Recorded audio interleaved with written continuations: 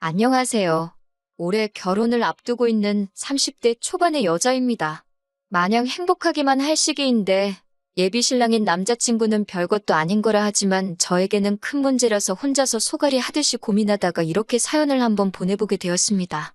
처음 써보는 글이라서 두서가 없을 수도 있지만 아무쪼록 이해해주시고 저에게 좋은 이야기 한마디씩 부탁드릴게요. 예비 신랑인 남자친구는 저보다 2살 연상입니다. 취직이 남들보다는 조금 늦은 편이었고 현재 다니는 직장에서 월급을 세후 450 정도를 받고 있어요. 기본급이 최저시급으로 계산돼서 실제로는 140만 원이 조금 안 되는 월급을 벌고 있기는 하지만 일하는 결과에 따라 추가로 수당이 나와서 월급이 저렇게 높습니다. 영업과 관련된 일을 하고 있기 때문에 아무리 못 벌어도 한 달에 400만 원은 안정적으로 벌고 있다고 말해줬어요.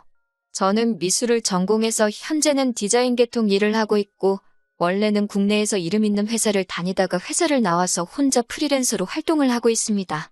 일을 받아오는 만큼 벌이가 많은 편이라 회사에서 받는 안정적인 수입을 포기한 건 아쉬운 일이지만 회사 다닐 때보다 시간을 탄력적으로 활용할 수 있어서 다시 회사로 돌아가고 싶다는 생각을 해본 적이 없어요. 벌이는 평균적으로 한 달에 300만 원 근처를 오고 가고는 있지만 말씀드린 대로 시간을 엄청 탄력적으로 활용을 하고 있는 상황이고 제가 조금만 더 욕심낸다면 남자친구가 벌어오는 돈만큼을 저도 벌어올 수 있습니다. 다만 저는 일도 일이지만 제 인생의 경험도 소중하다고 생각하기 때문에 돈을 조금 포기하고 저의 자기계발을 위해서 시간을 따로 쓰고 있는 상황이고요. 아무튼 결혼 이야기가 처음 나오고 나서 어디서 시작을 해야 할지 어떻게 시작을 해야 할지가 가장 큰 이야기였어요. 제 벌이가 들쑥날쑥하지만 남자친구도 제가 마음만 먹으면 자기가 벌어오는 만큼이나 그 이상을 벌 수 있다는 걸 알고 있었습니다. 한 달에 벌어오는 월급이 서로 비슷하다는 전제하에 각자 결혼을 위해서 돈을 얼마나 모았는지 물어보게 되었어요. 저는 대학 졸업하고 곧바로 취직을 해서 사회생활을 한 기간도 길었고 그 경력을 바탕으로 프리랜서 전향을 했던 것이기 때문에 모아놓은 돈이 그래도 꽤 많은 편이었어요. 프리랜서로 전향했을 때 수입이 없어질 수도 있다는 걸 대비해서 조금 무리해서 돈을 모았었거든요. 그래서 저는 결혼을 앞두고 7천만 원이라는 금액을 모아둔 상태였습니다. 남자친구가 모아놓은 돈은 제가 모아놓은 돈의 반도 되지 않았어요. 하지만 돈을 얼마나 모았는지는 중요하게 생각하지 않기로 했습니다. 다 각자만의 사정이 있는 법이고 남자친구가 저보다 나이는 많을지언정 사회생활 기간은 짧으니 당연히 돈을 덜 모았을 수도 있다고 생각했거든요. 중요한 건 지금 한 달 벌이가 나쁘지 않다는 것과 앞으로 둘이서 같이 모아갈 돈이 중요하다고 생각했어요. 각자 모아놓은 돈을 합치면 아파트까지는 아니어도 적당한 빌라 전세로 시작을 할 수 있었거든요. 남자친구도 빌라에서 전세로 시작하는 데에는 별다른 이견이 없었습니다. 서로의 연봉을 대충이나마 알고 있기 때문에 못해도 5년 뒤면 대출 끼고 30평대 아파트로 이사를 갈 수 있을 거라는 계산이 섰기 때문이에요. 그래도 각자 꽤나 괜찮은 돈을 받으며 일을 하고 있기 때문에 남자친구나 저나 서로 부모님께 지원을 받을 생각은 없었습니다. 그런데 지원을 받지 않으려는 이유부터가 서로 다르더라고요. 저 같은 경우에는 어렸을 적부터 아버지께서 중국 쪽에서 물건을 수입해오는 사업을 하셨고 그 사업이 잘 되는 편이어서 유복한 가정에서 자랐습니다.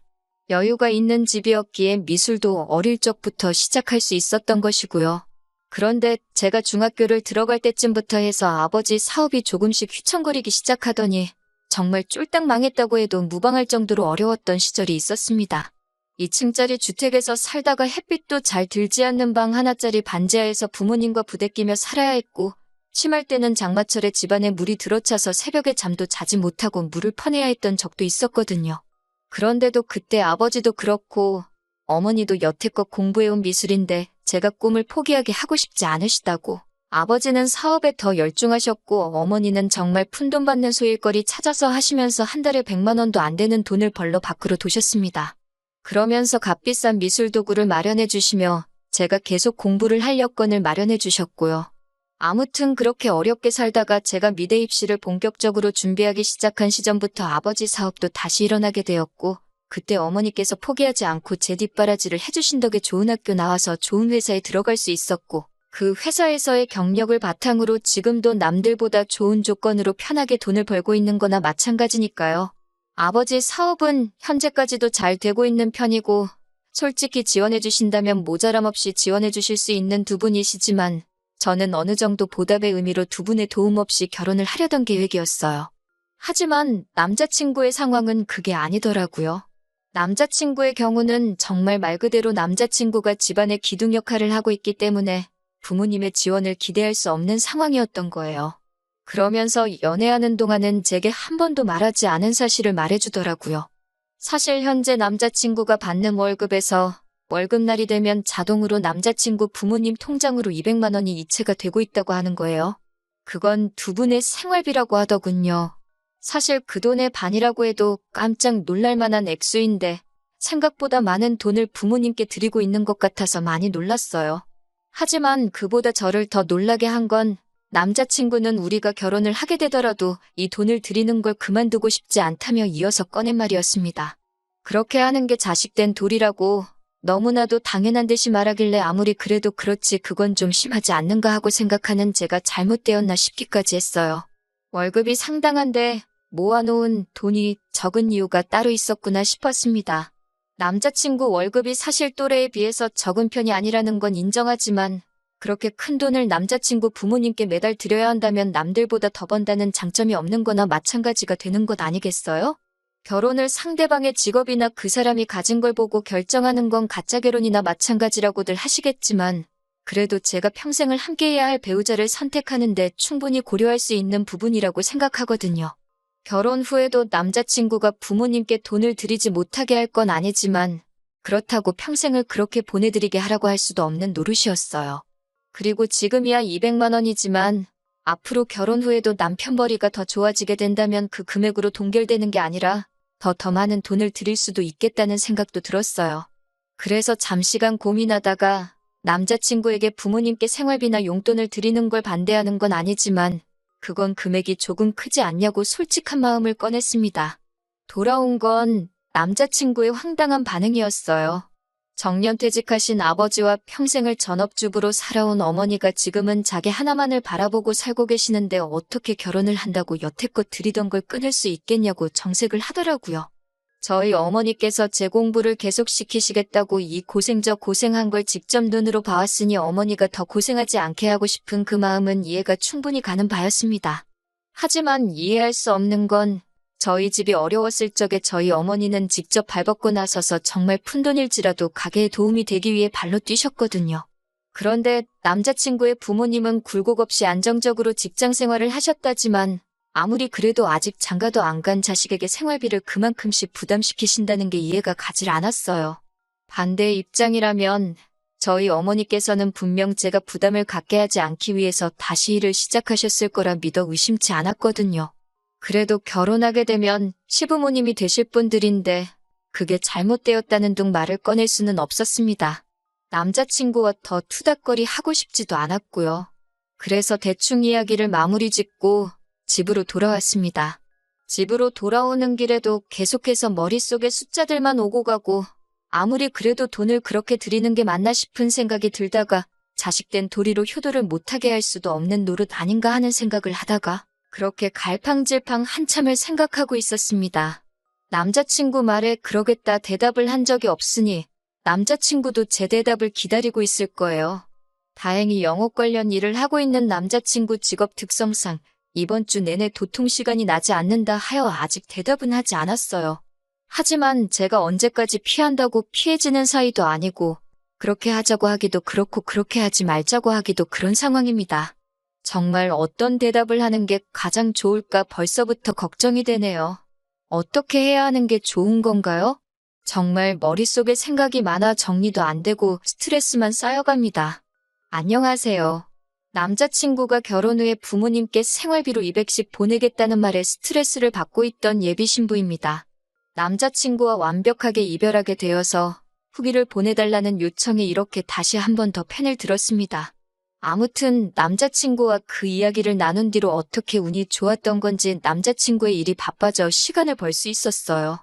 시간적으로 여유가 생겼지만 혼자서 고민하면 할수록 일만 복잡해지는 것 같고 뭐가 정답인지도 모르겠더라고요. 결국 혼자 고민하다가 이 사실을 부모님께 털어놓게 되었습니다. 부모님이 굉장히 안 좋아하실 거라고 생각했는데 생각외로 저희 부모님께서는 좋은 점만 봐주시려고 하더라고요. 젊은 사람이 하고 싶은 것도 많았을 텐데 그런 큰 돈을 부모님께 드리기까지 많은 고민이 있었을 거라 하시면서 말이지요. 결국 자기 부모에게 잘하는 사람은 배우자의 부모에게도 똑같이 효도를 할 것이라고 하시며 그래도 어른을 공경하는 사람을 사위로 받아들이게 되어 얼마나 다행이냐고 하시더라고요. 저희 부모님께서 제게 제안을 하나 하셨고 저는 그 제안을 듣자마자 이 기쁜 소식을 남자친구에게 알려야겠다 싶어서 그동안 이 핑계 저 핑계를 대며 만남을 피해왔던 남자친구에게 곧바로 연락을 했습니다. 남자친구가 눈치가 없는 편이었기 때문에 제가 그동안 그런 고민으로 만남을 피해왔다는 생각은 전혀 하지 못했나 봐요. 그래서 평소처럼 만나 데이트를 즐기다가 남자친구에게 제가 먼저 말을 건넸지요.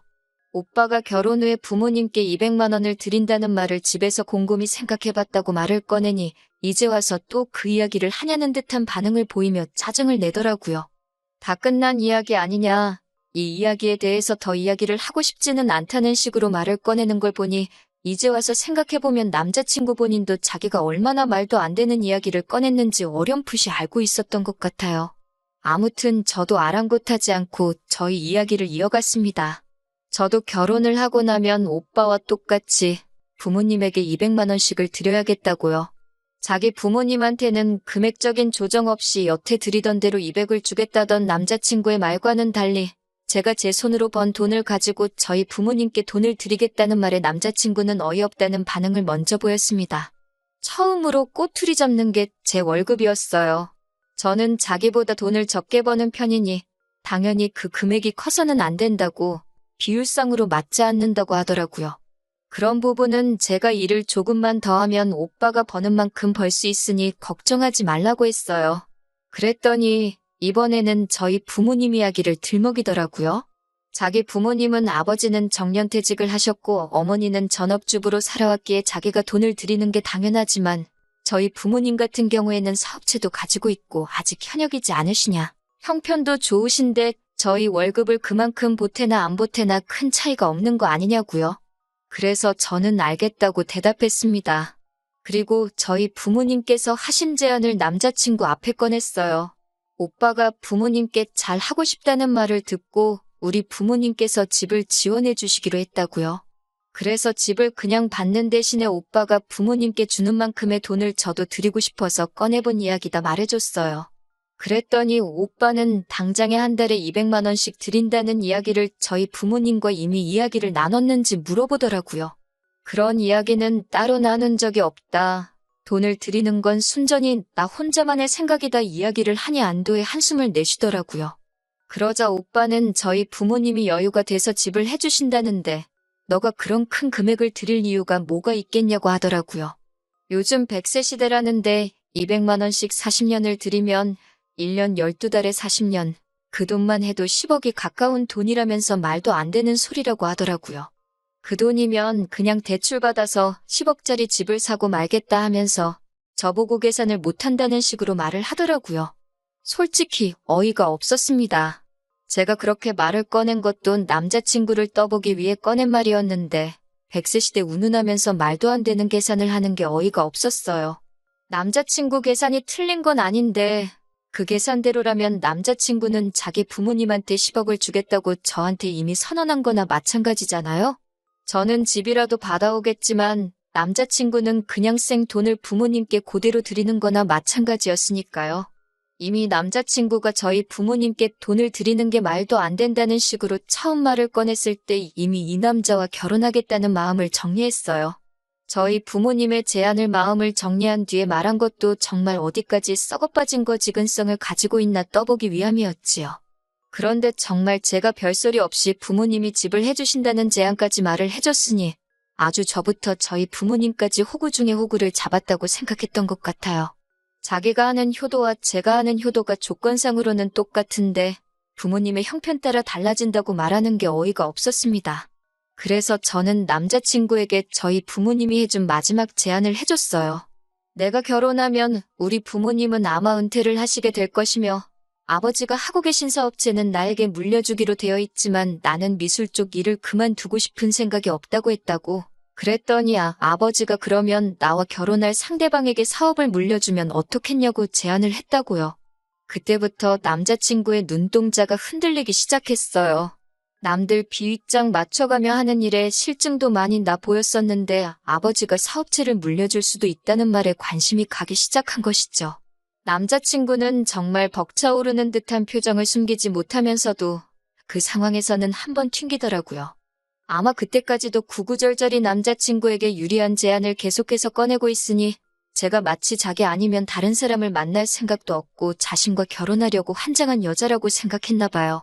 자기가 어떻게 그 사업을 곧바로 물려받겠냐며 우리가 결혼을 하고 나면 자기가 지금 다니는 회사를 그만두고 아버지 회사로 들어가서 일을 배우는 게 순서가 아니겠냐고 하면서요.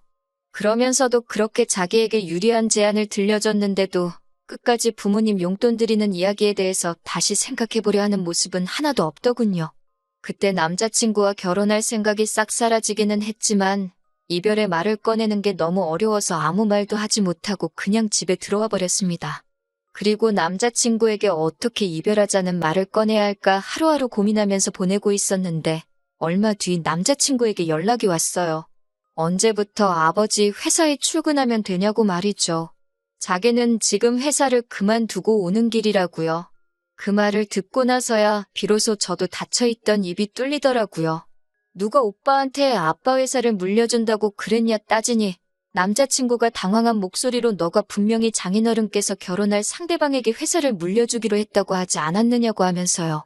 그래서 제가 그건 맞는데 왜 우리 아빠가 오빠한테 장인어른이냐고 오빠랑은 결혼 이야기가 오갔을 뿐이지 아직 양가 부모님도 안 만난 상황이 아니냐고 했어요. 그랬더니 남자친구는 잔뜩 당황한 목소리로 그게 무슨 말이냐고 하더라고요. 그래서 저는 오빠가 자기 부모님한테만 용돈을 드리고 우리 부모님한테는 안 줘도 된다는 그 말을 했을 때 이미 결혼하고 싶다는 마음을 접은 상황이라고? 미리 말 안 해줘서 미안하지만 오빠도 부모님 용돈 이야기부터 회사 그만두는 것까지 나한테 한마디 상의 없이 혼자 정한 거 아니냐고. 김칫국은 오빠가 혼자 마신 거니 그건 제가 어떻게 해줄 수 있는 문제가 아닌 것 같다고. 여태 한 것처럼 오빠 혼자 알아서 북치고 장구치고 다 하라고 말하고는 전화를 끊어버렸어요. 그리고 이렇게 남자친구와는 파혼과 이별까지 하게 되었네요. 당연히 남자친구는 그날부터 저에게 연락해서 자기가 생각이 짧았다고 부모님께 드리는 용돈이고 뭐고 제게 경제권을 넘길 테니 다시 만나만 달라는 식으로 연락이 왔어요. 하지만 저는 고작 그런 돈 때문에 파혼한 게 아니거든요.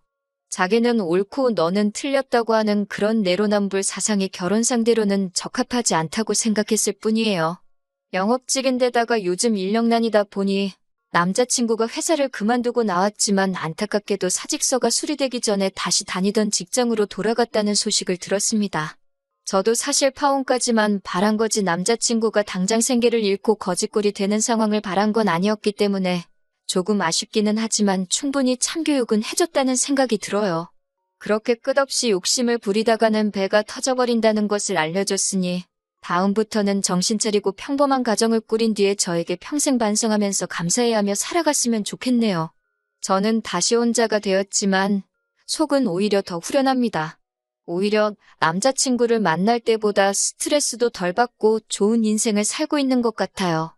개인 시간을 중시해서 일을 조금만 했지만 이제부터는 일도 늘리고 재벌이도 늘려서 다른 사람에게 일단 얕보이지 않는 것부터 시작해보려고 합니다. 저한테 앞으로 좋은 일만 있도록 다들 응원해주세요.